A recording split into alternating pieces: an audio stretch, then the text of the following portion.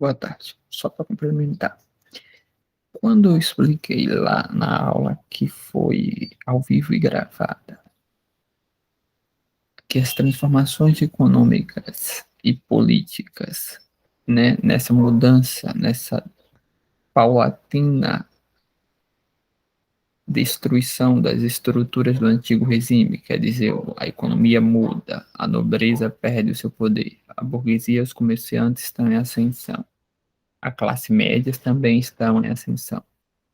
Novos valores estão em ascensão, novos valores políticos, éticos, etc.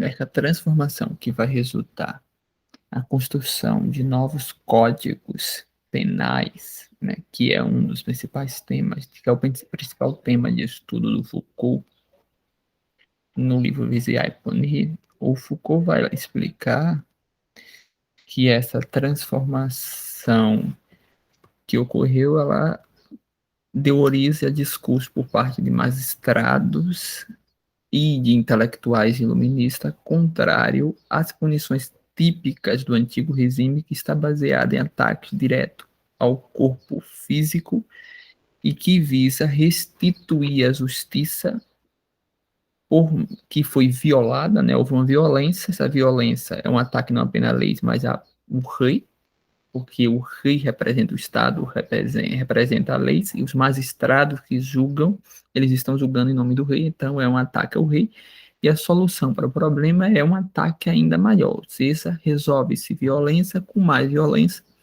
e essa violência tem que ser pública porque o ritual do suplício, né, que é a punição severa, que normalmente é o assassinato, que vem com esquartejamento, perfuração do indivíduo, corte de partes específicas, pode ser também enforcamento, açoitamento, e o açoitamento, inclusive, pode preceder a pena de morte.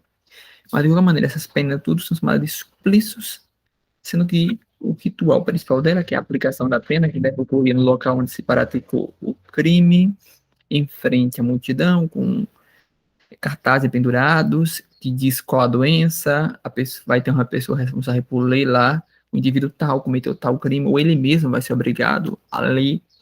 Normalmente, o objetivo é que ele leia e diga que está arrependida. Então, tem toda uma função moral e ética.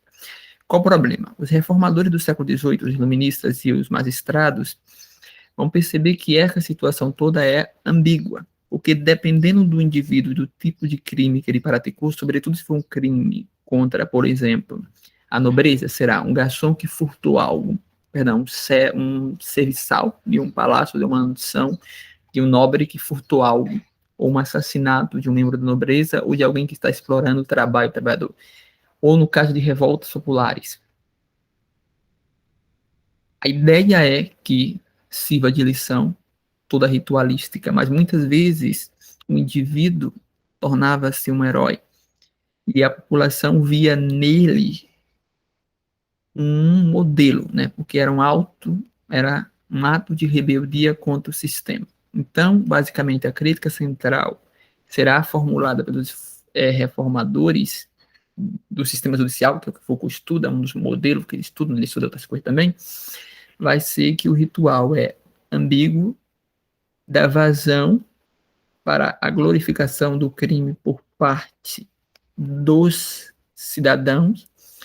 Ele é bárbaro e incivil porque é violento, porque dois dos temas centrais de críticas dos iluministas e dos reformadores do século XVIII, incluindo aí juízes, né, parte dos magistrados, vai ser que o sistema dá poder demais ao rei, ou seja, o Estado, no caso personificado pelo rei, que personifica o rei, representa o rei, tem um poder ilimitado e abrangente. Esse poder deve ser limitado porque a limitação do poder do rei é uma das características das defesas que os intelectuais do iluminismo farão em toda a Europa, né?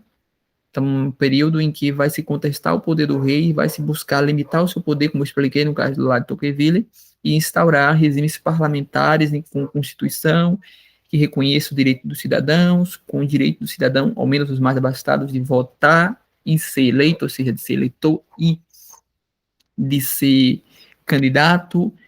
Então, dentro dessa transformação, parte das críticas ao suplício vai remeter a esse poder ilimitado do rei, e não só o poder ilimitado do rei, a forma como o sistema de justiça estava organizado, porque o sistema de justiça atualmente está organizado na presunção da inocência. Você é inocente até que se prove o contrário. O sistema, você ou a sua defesa tem que ter acesso às provas que foram produzidas a vocês para verificar se elas são robustas, se elas seguiu os procedimentos corretos, por exemplo, na identificação de um potencial criminoso, quando se bota vários indivíduos lá atrás de uma porta de vidro, quando se vê isso em filmes e séries, há um conjunto de regras que estabelece como se deve proceder à identificação de um potencial criminoso por parte de uma vítima, por exemplo, uma vítima de um crime, será um assalto.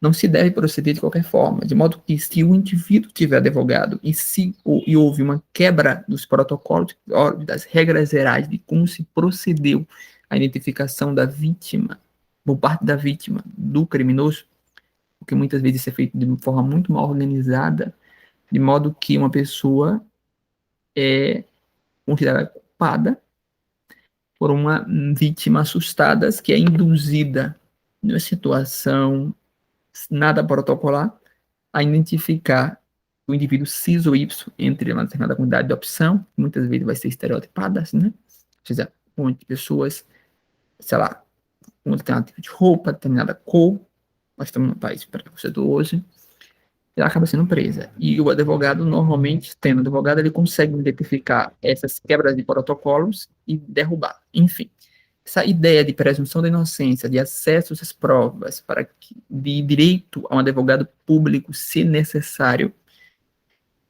que é parte do sistema moderno de justiça, ele não era característico do sistema antigo de justiça, do sistema antigo do regime, nem na França, em nenhum canto. Na verdade, o inquérito era secreto, não havia advogado público, o indivíduo suspeito não tinha direito a saber de antemão quem eram as testemunhas, do que ele era acusado. Ele só era chamado para falar frente ao juiz, inclusive podia ser torturado. A tortura era parte inerente dos sistemas do antigo regime. Então havia a presunção da culpabilidade. Você é culpado até que você prove que não o é, mas como você não tem acesso à defesa, nem ao aparato de defesa, nem aos processos, à testemunha, nem nada, você praticamente não tinha como provar, sendo que uma das poucas formas de se provar o contrário era através da resistência à tortura. Tanto é que, para evitar que, em geral, implicava, em alguns casos, a libertação do indivíduo. Só que, em casos específicos, por exemplo, em caso de assassinato, nem sempre eles recorriam à tortura, porque se recorresse à tortura e o indivíduo suportasse essa tortura, ele podia ser inocentado. Então, havia recomendações nas diretrizes gerais, nas leis gerais que regiam os processos,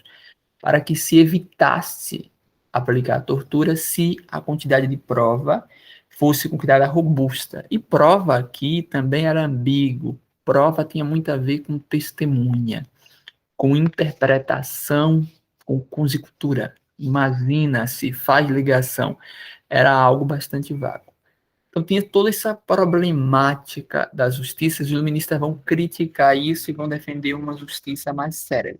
Obviamente, a defesa da justiça mais séria, uma justiça mais civilizada, que puna menos o indivíduo e coisa do tipo, está ligado, como eu disse, a esses dois pontos, né? Uma justiça mais eficiente, e aí mais eficiente que puna crimes mais específicos, porque está ocorrendo uma mudança na sociedade, como eu disse, né? Sociedade que se torna mais industrial, mais rica, mas também uma justiça com menos instâncias e quebra os privilégios, porque o discurso ou a testemunha de um nobre ou de uma pessoa importante daquela sociedade vale mais do que a de um pobre, né? A sociedade francesa, em toda a sociedade do antigo regime. Então, a justiça mais equitativa. Esse seria o primeiro ponto.